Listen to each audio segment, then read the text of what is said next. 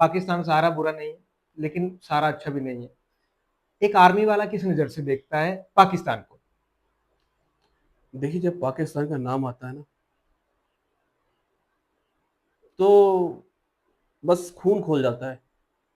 एक फ़िल्मी लड़ाई होती है और एक सच में लड़ाई होती है, बैटल। सर दोनों में क्या फ़र्क है? वो बॉर्डर पे रहते थे, तो आपको सबसे ज़्यादा किनकी याद आती थी? अपने दोस्तों की, मम्मी-पापा की, मिसेज़ की या बच्चों की? बॉर्डर पे जब व्यक्ति होता है, तो याद तो घर की हर आदमी को सताती है। हाँ। ये तो एक ज़हन सी बात है। हुँ। शादी से पहले माँ-बाप की सताती है और शादी के बाद बीवी की सताती है। हाँ, आर्मी वाला जब भी घर आता है ना, वो बुलेट ज़रूर खरीदता है। ऐसा क्यों? देखिए, ऐसा है। हाँ, इसका कोई कोई मतलब है?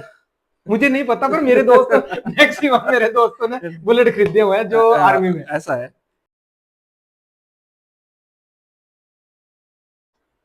हेलो, हाय, आदाब, नमस्ते, जय हिंद। कैसे हैं आप सभी? आई होप बहुत अच्छे होंगे और आप सभी का बहुत-बहुत स्वागत है 15 अगस्त के इस स्पेशल शो में जिसका नाम है बड़का जी आगे। और जैसा आप सभी को पता है, हर हफ्ते हमारे पास जो है वो बहुत खास-खास मेहमान आते हैं।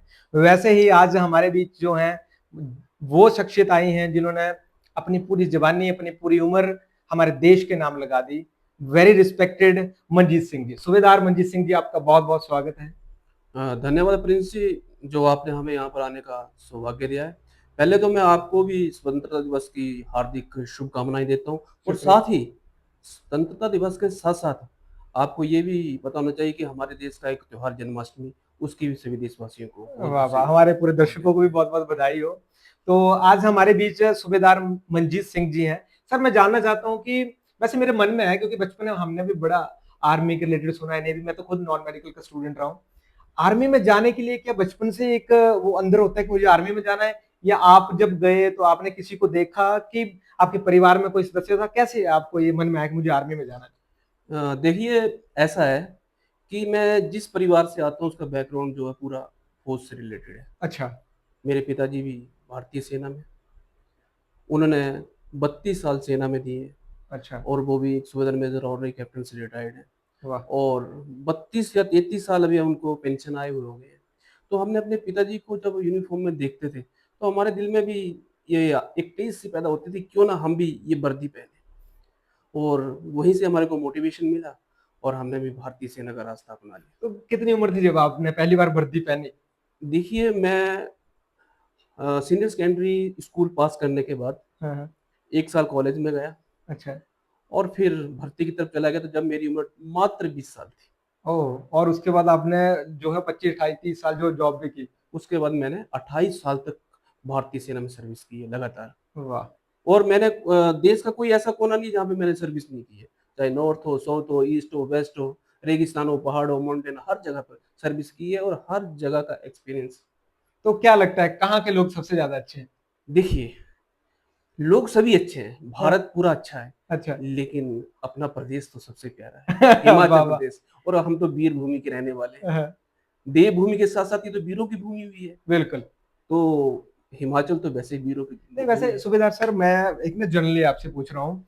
अभी भी देखो फ़ौज का कितना ट्रेंड है, हर कोई तीसरे बच्चों को आप पूछो क्या बनना है? शायद मुझे भी आप आज से 15-20 साल पहले पूछते तो मैं भी ये कहता मुझे आर्मी में जाना है। आर्मी में जाने के लिए क्या सबसे ज़्यादा ज़रूरी है? हिम्मत, दिमाग, फुर्ती, डिसिप्लिन, क्या मानना है आपका? देखिए, सेना में जाने के लिए सबसे ज़रूरी है हिम्मत। हिम्मत। जिसके अंदर हिम्मत होगी ना, वो सब कुछ कर जाएगा। जब तक हिम्मत नहीं होगी, तो वो कुछ नहीं कर सकता है। सेना में जाने के लिए जज़्बा भी ज़रूरी है। हुँ। जब तक किसी भी इंसान के अंदर वो जज़्बा नहीं होगा, वो तब तक वो सेना में नहीं जा सकता है। सेना में जाने के लिए रफ़्तार चाहिए। रफ़्तार कौन-सी? शारीरिक भी और मानसिक भी। वाह, वाह, जब वाह! तक ये दोनों रफ़्तारें उसकी नहीं होंगी, तब तक वो सेना में कामयाब नहीं हो सकता है। तो जो भी आजकल जोश के साथ होश भी ज़रूरी है। अच्छा, तो सूबेदार सर जो अभी बच्चे जितने भी हमें ऑडियंस सुन रही है, उनके उनकी तरफ से एक मैसेज उनकी तरफ से जो एक क्वेश्चन कि अभी जो जितने बच्चे तैयारी कर रहे हैं, उनको किन-किन बातों का ध्यान रखना चाहिए कि जो फ़ौज में तैयारी कर रहे हैं, वो सही, क्योंकि आपने तो पढ़ाया भी है, आपने सिखाया भी है और आफ्टर रिटायरमेंट आप बहुत अच्छा एक लीग भी चलाते हैं, हम उस पे भी डिस्कशन करेंगे। अभी तो ये दोस्तों का जो क्वेश्चन आया था मेरे पास कि जब भी आएँगे तो आप ज़रूर पूछना, कौन-कौन सी बातों का ध्यान रखना चाहिए फ़ौज में जाने के लिए? देखिए, जब भी सेना में जाने का अगर मन में ज़हन में आ जाता है कि मैंने सेना में जाना है, तो मैं आपको सबसे पहले बता देता हूँ, सेना एक ऐसी संस्था है जो कि अनुशासन सिखाती है। बिल्कुल। सिविल में और सेना में दिन-रात का फ़र्क है। जब एक जवान सेना में जाना है, तो उसे सबसे पहले अपनी फ़िज़िकल एक्टिविटी के ऊपर उसे ध्यान देना होगा। जब वो शरीर से तंदुरुस्त होगा, क्योंकि सेना के अंदर तंदुरुस्त व्यक्ति की ही ज़रूरत है, जो फ़िज़िकली फ़िट हो और रफ्तार हो और दिमाग भी उसी तरीके से उसका चलता हो। क्योंकि सेना में जाकर सबसे ज़रूरी जो है अनुशासन, जो सिविल और उसके अंदर बहुत फ़र्क है, इसलिए हर एक जिस भी जवान के अंदर या जिस भी नौजवान के अंदर ये जज़्बा है कि मैंने सेना में जाना है, तो वो एक बात गाँठ बाँध ले कि सबसे पहले सेना में ज़रूरी है वो है फ़िज़िकल फिजिकल एक्टिविटी। भागो। भा आपने फर्क की बात की ना, जब आप भर्ती हुए थे और आज जो भर्तियां हो रही हैं, कितना फर्क है दोनों में? देखो फ़र्क कोई नहीं है, सेम है। सेना वही है। हाँ। सेना वही, आज भी सेना वही है, उस ज़माने में भी सेना यही है। सिर्फ़ फ़र्क ये पड़ा है कि अब जो है थोड़ा लिविंग स्टैंडर्ड अप हो गए हैं। अच्छा। पहले काफ़ी दिक्कतें होती थी, जैसे ट्रेन में सफ़र करना, हम्म। तो आज जो है वो सारी फैसिलिटी भारत सरकार ने हमें दे दी है, प्रदान कर दी है। ये थोड़ा फ़र्क है, बाकी अगर आप बात करें कि ट्रेनिंग वो सेम है। वो सेम है, उसमें कोई फ़र्क नहीं है। क्योंकि सेना में कोई फ़र्क नहीं है, सिर्फ़ इक्विपमेंट बदली हो सकता है, लेकिन सेना की बेसिक चीज़ें बदली नहीं हो सकती, बेसिक वही है। वैसे जैसे ना हमने जितना मैंने सोशल मीडिया से देखा है, आपने वीडियोस देखे होंगे, अब मेरे फैमिली मेंबर में भी बहुत सारे लोग आर्मी में हैं। तो एक आर्मी जो जवान भर्ती होता है, वो अपनी पूरी जितनी भी लाइफ में आर्मी में रहता है, उसको एक बार बॉर्डर में जरूर जाना पड़ता है। तो आप भी गए होंगे। तो मैं चाहता हूँ कि जब भी आप बॉर्डर पे रहते थे, तो आपको सबसे ज्यादा किन की याद आती थी? अपने दोस्तों की, मम्मी पापा की, मिसेज की, या बच्चों की, या वो दोस्त जो सबसे ज्यादा गालियां निकालते थे कि तू घर कब आएगा? देखो ऐसा है, बॉर्डर पे जाने के लिए तो हर सैनिक को मौका मिलता ही है। बिल्कुल। एक बार नहीं, कई बार मिलता है। ज़रूरी नहीं कि एक बार ही मौका मिलता है। हम्म। अभी मैं आपको बताऊँ तो जेएंडके में मुझे मौका मिला है। चाइना बॉर्डर पे मैं अभी हाल ही में सर्विस करके आया हूँ, उससे पहले भी मैंने चाइना बॉर्डर पे सर्विस की हुई है। बॉर्डर पे जब व्यक्ति होता है, तो याद तो घर की हर आदमी को सताती है। है। ये तो एक ज़हन सी बात है। हम्म। शादी से पहले माँ-बाप की सताती है और शादी के बाद बीवी की सताती है। हाँ। हैं? और फिर बच्चों की सताना शुरू हो जाती है। लेकिन जो दोस्त होते हैं ना, वो तो बड़े याद आते हैं। आपके दोस्त आर्मी में तो सारे नहीं रहे होंगे जो यहाँ पे घर आके मिलते थे आपको, तो फिर कैसा एक्सपीरियंस होता था उनके साथ? क्योंकि अभी जिन जो मेरे दोस्त फौजी हैं, हम उनका नाम ही फौजी रख देते हैं। तो आपको भी क्या ऐसे नामों से संबोधित किया जाता था? बस ऐसे ही कहते थे, आ गए चलो अभी पार्टी-शार्टी करते घूमो हैं। फिरो है। घूमो-फिरो, ऐश करो, एक है ना ना? वो इंतज़ार करते थे कि चलते हैं, मेला आ रहा है तो मेले में जाएँगे, घूमने के लिए इकट्ठे जाएँगे, है ना? एक ना पार्टी भी करेंगे। हम लोग थोड़े मजे वाले क्वेश्चन पूछ रहे हैं ना, मेरे जितने भी दोस्त यहाँ पे देख रहे हैं, ये लोग कमेंट भी जरूर करेंगे। आर्मी वाला जब भी घर आता है ना, वो बुलेट जरूर खरीदता है, ऐसा क्यों? देखिए ऐसा है। हाँ, इसका कोई कोई मतलब है? मुझे नहीं पता, पर मेरे दोस्त, मैक्सिमम मेरे दोस्तों ने बुलेट खरीदे हुए हैं जो आर्मी में। ऐसा है, ये एक ट्रेंड चल पड़ा है अभी, हाँ। है ना? हाँ। कि हर आदमी की एक अभिलाषा होती है कि मैं कमाऊँगा हम्म। तो कुछ करूँगा। देखो एन्जॉय लेने की भी तो उम्र है। हाँ। उसकी भी तो कुछ अंदर की वो है ना कि हम्म। मैं भी कुछ करूँ जाके। फ़ौज में तो ये काम हो नहीं पाते हैं, वहाँ तो अनुशासन में रहना पड़ता है। तो बिल्कुल। वो भी 2 महीने के लिए आता है, सोचता है मैं भी बुलेट पे थोड़ा घूम लूँ, है ना? वाह वाह। दोस्तों यारों के साथ एन्जॉय कर लूँ। लेकिन मैं एक बात ज़रूर कहूँगा, मैं मैसेज ज़रूर दूँगा आपके माध्यम से हम्म। कि जो भी हमारे सैनिक भाई हैं, अगर वो घर पे आके बुलेट चलाते हैं, गाड़ी चलाते हैं, कुछ भी चीज़ चलाते हैं, तो अनुशासन का पक्का पालन करें, हेलमेट का पक्का यूज़ करें और रोड डिसिप्लिन को पक्का कायम करें और स्पीड पे कंट्रोल रखें। वाह क्योंकि वाह। ज़िंदगी बड़ा अनमोल है ये।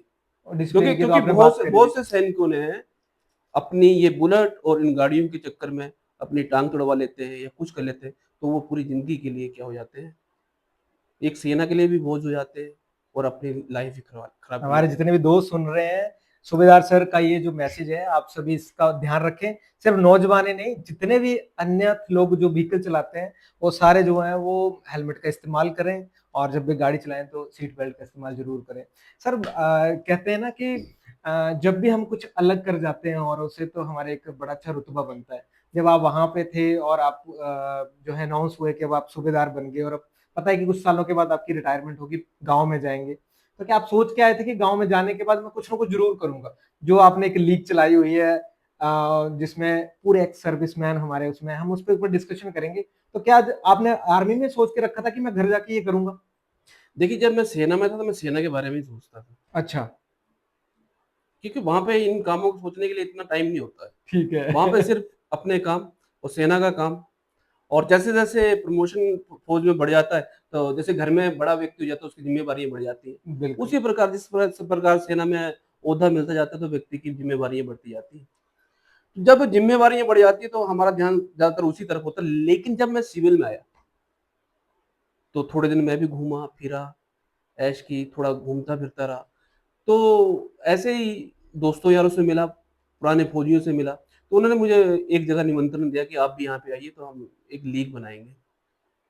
फिर मैंने उसके ऊपर गहन चिंतन किया कि लीग है क्या चीज़? बिल्कुल सर, मैं भी ये पूछने वाला कि हमारे दोस्तों को भी बताया जाए, व्हाट इज़ लीग? हाँ, लीग है क्या? हुँ, हुँ।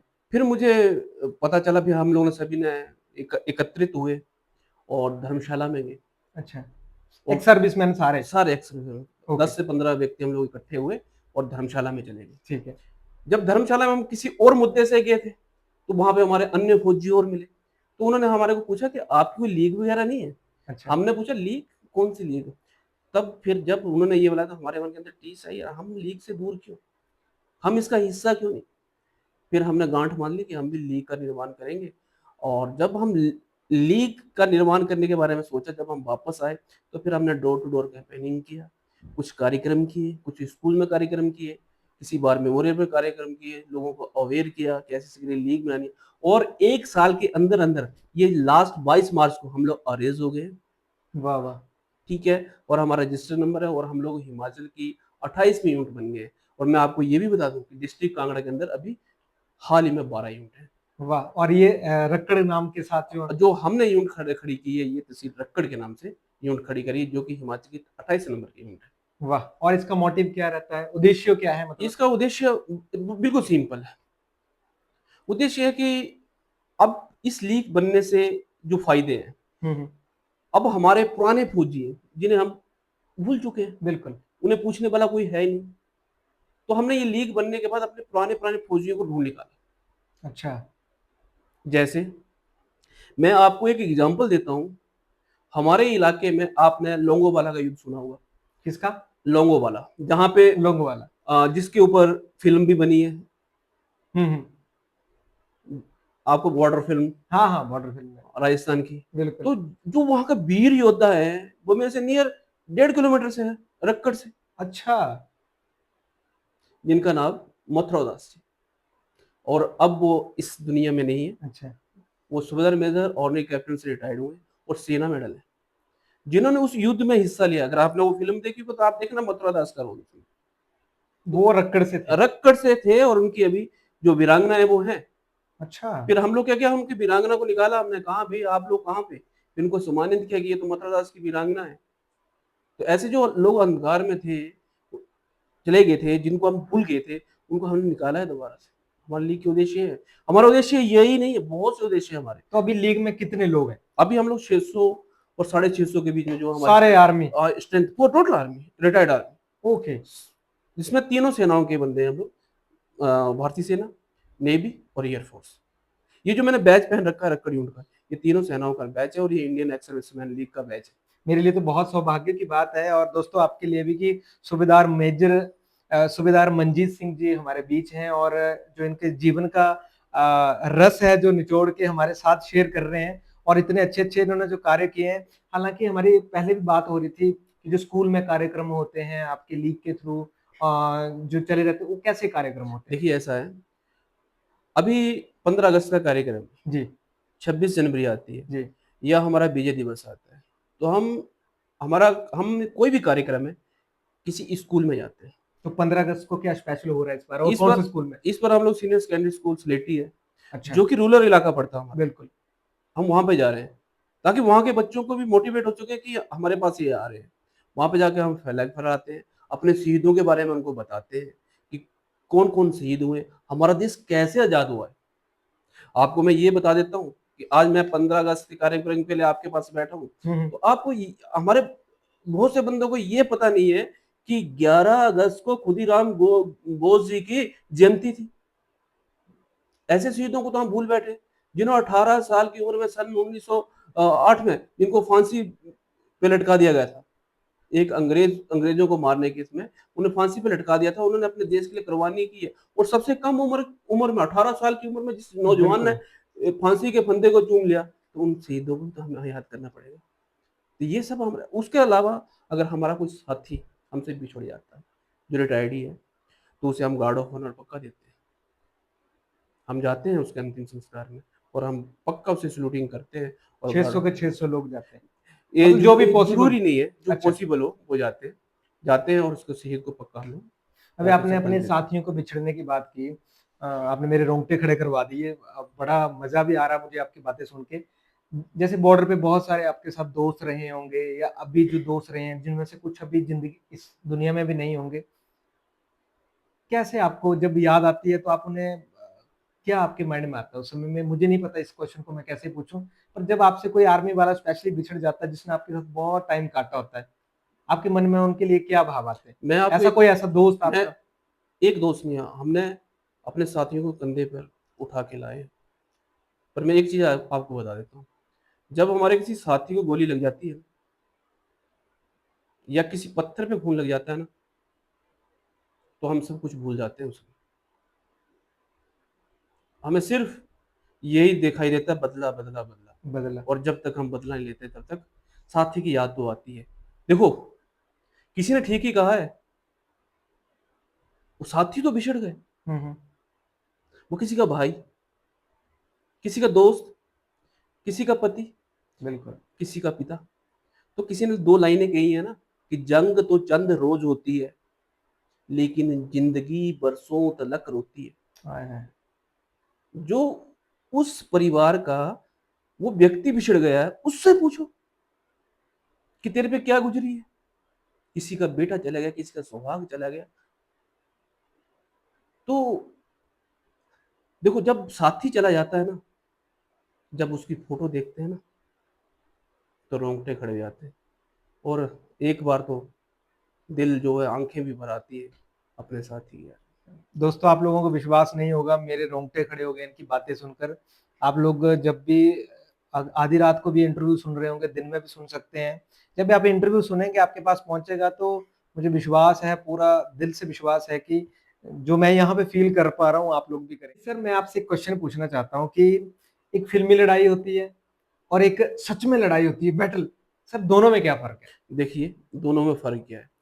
आप राइफलमैन संजय, आप सुबेदार मेजर संजय को जानते हो, जो कि परमवीर चक्र है, मंडी से हमारे जैक राइफल से संबंध रखते हैं। मैं माफी चाहूंगा, नहीं मुझे उनको हमारा, पीछे। मैं आपको ये भी बता दूं कि हमारा वीरभूमि से 4 परमवीर चक्र है, और पूरे देश में 21 परमवीर चक्र हैं, जिसमें से 4 परमवीर चक्र हिमाचल की। हिमाचल से ही है। वाह वाह। जिसमें सबसे पहला सोमनाथ जी 1947, उसके बाद मेजर धन सिंह थापा, उसके बाद हमारे राइफलमैन संजय कुमार और विक्रम बत्रा, जिनका के बारे में आपने बिल्कुल। सुना ही होगा बिल्कुल कि ये दिल विक्रम मांगे बत्रा। मोर। बिल्कुल। जब आपने फिल्मी हीरो और बैटल के बारे में पता करें, तो संजय जी से किसी पत्रकार ने, आप जैसे पत्रकार ने पूछा उससे है। कि ये बताओ कि फिल्मी हीरो में और आप में क्या फर्क है, हम्म। कि फिल्मों की लड़ाई में और आपकी लड़ाई में क्या फर्क है। उसने छोटा सा जवाब दिया, सभी बातों को एक ही जवाब दिया।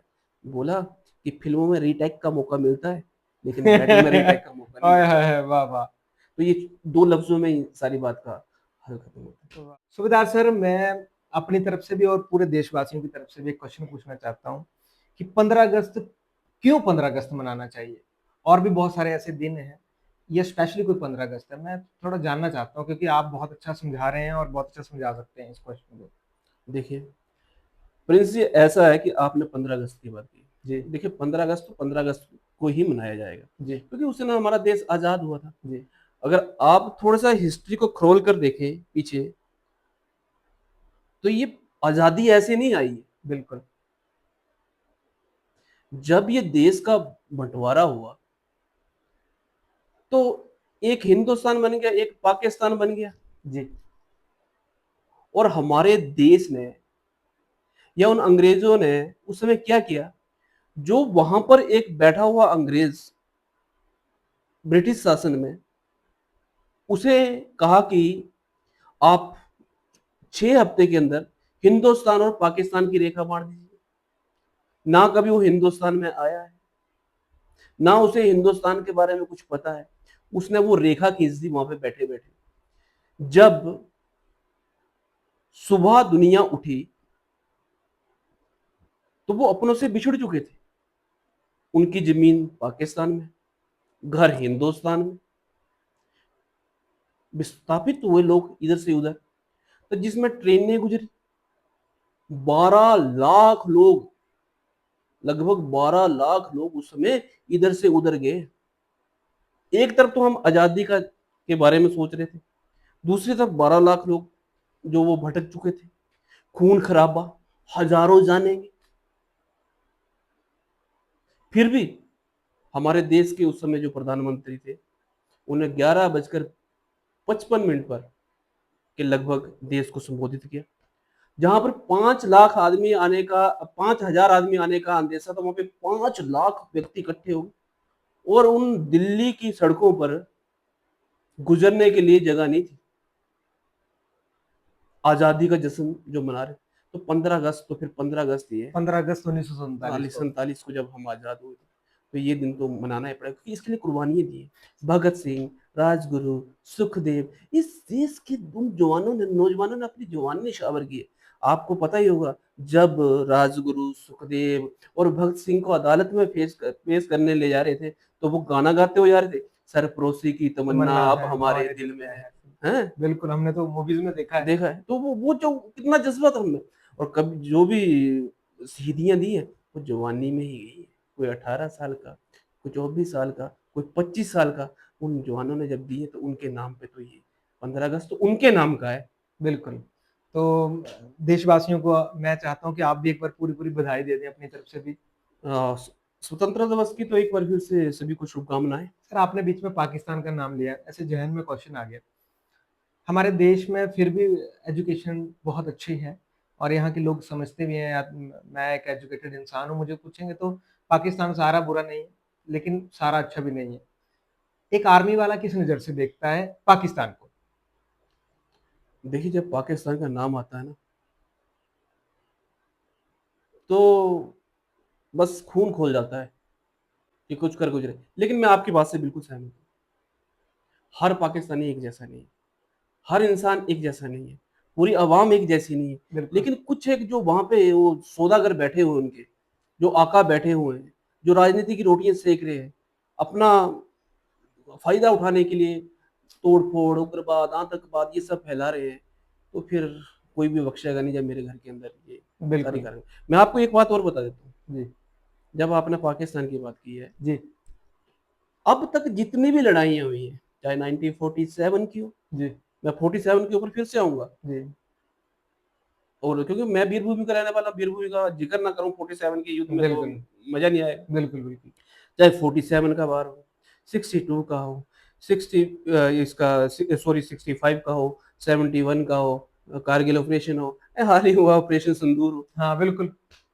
मैं तो सुबह उठ के खुश बड़ा हो रहा हाँ, था। सिंदूर हो, है ना? हाँ, तो पाकिस्तान ने को ये पता चल गया है कि मैं हिंदुस्तान से आमने सामने की लड़ाई तो जीत नहीं सकता। बिल्कुल।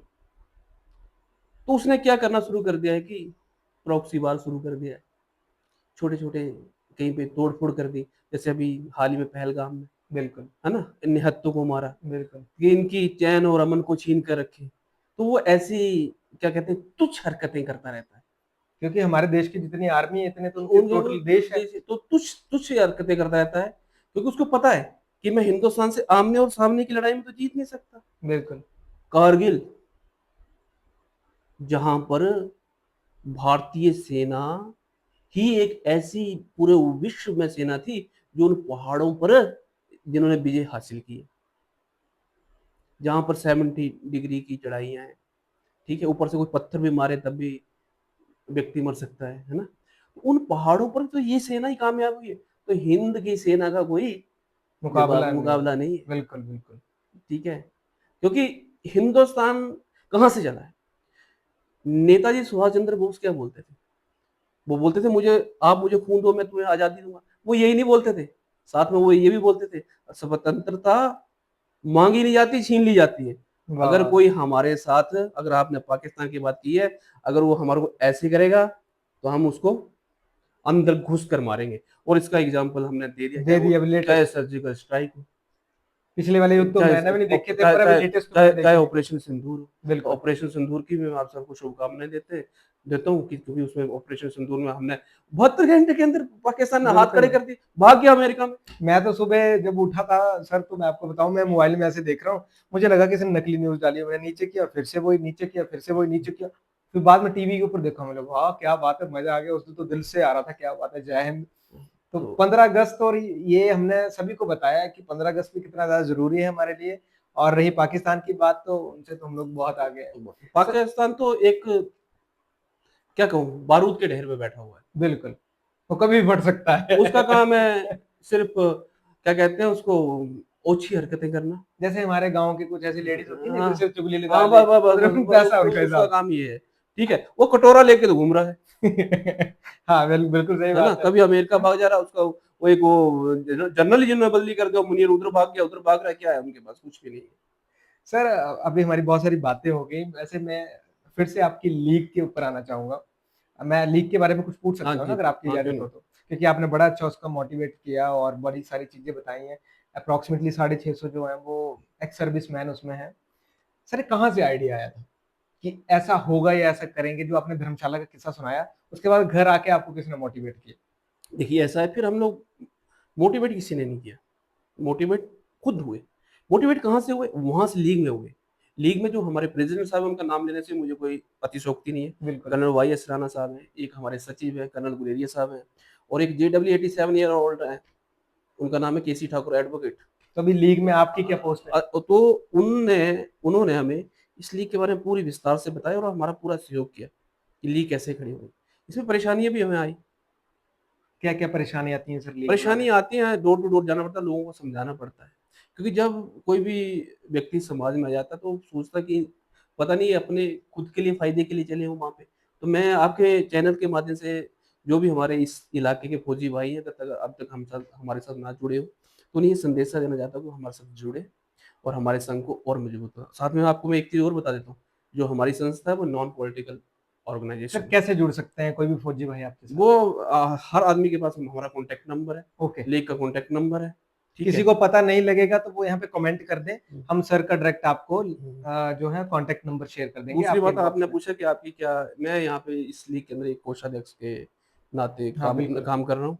जैसे अभी हम लोग बहुत से, ऐसे नहीं है कि यही काम करें। भगवान ना करे कल को मेरे इलाके के अंदर अगर आपदा आ जाती है, तो हम सबसे पहले खड़े होंगे। मंडी के अंदर त्रासदी आई है, तो हमारे से जो भी कंट्रीब्यूट हुआ, हमने इकट्ठा करके अपने धर्मशाला हेडक्वार्टर को भेजा, और धर्मशाला हेडक्वार्टर ने डायरेक्ट मंडी में एक ब्रिगेडियर खुशहाल ठाकुर करके हैं, जो कारगिल हीरो 18 ग्रेनेडियर के 52 अवार्ड्स उनको हासिल हैं, उस यूनिट को, जिसके हीरो हैं वो, जिन्होंने ट्रोलिंग और वो जो सबसे बड़ी टाइगर हिल वगैरह जो कैप्चर की थी, उसके वो हैं। तो वो वहाँ के चेयरमैन हैं, उनके पास पैसा जाता है हमारे लीग के थ्रू सारा, और हम लोग उन ज़रूरतमंद लोगों के तक पैसा पहुँचा रहे हैं, ताकि ज़रूरतमंद बंदे को पैसा मिल सके। ऐसा ना हो कि उस पैसे की ऐसे ही बाँट हो जाए। वाह, वाह! सर इस बात के लिए तो आपको जय हिंद है, और आप बहुत अच्छा कार्य कर रहे हैं। मेरी और मेरी टीम की तरफ से भी आपको बहुत-बहुत बधाई है। धन्यवाद। तो दोस्तों, आज हमारे ये मेहमान जितने खास थे उतनी खास इन्होंने बातें की। सूबेदार मंजीत सिंह जी, सर मैं चाहता हूँ जाते-जाते आप कुछ हमारे दोस्तों को मैसेज देना चाहें? मेरा मैसेज यही है कि हिंद हिंद हैं हम, और हिंदुस्तान है हमारा, हाय, हाय, हाय! ठीक है? हिंद हिंद हैं हम, और हिंदुस्तान है हमारा। तो हिंदुस्तान जब तक है, सलामत रहेगा, सलामत।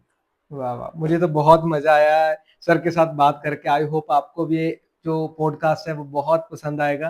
कमेंट ज़रूर करिएगा, और 15 अगस्त की एक बार फिर से आप सभी को बहुत-बहुत बधाई, बहुत-बहुत शुभकामनाएँ। तब तक के लिए जय हिंद, बाय-बाय, राधे-राधे।